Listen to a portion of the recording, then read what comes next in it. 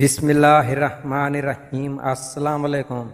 خاوند بیگم کسی جگہ جا رہے تھے، بہت زیادہ بن سور کے دونوں نکلے، کرائے کی گاڑی کے انتظار میں تھے۔ اس کے بعد کرائے کی گاڑی بھی آ گئی، اس کے اندر بیٹھ گئے۔ تھوڑی ہی دیر کے بعد کرائے کی گاڑی چلانے والے نے بولا، اپنی بیگم سے کہیں لپ سٹک اتار دے، مجھے پسند نہیں آ رہی۔ یہ سن کر خاوند غصے میں آ گیا، مارنے پر آ گیا۔ کہا کہ آپ کی جرت کیسے ہوئی اس طرح کی بات کرتے ہوئے؟ کرائے کی گاڑی چلانے والا ہنستے ہوئے کہنے لگا، بھائی اگر تیرے لیے سجی ہوتی تو گھر کے اندر سجتی، یہ تو لوگوں کو دکھانے کے لیے سجی ہے۔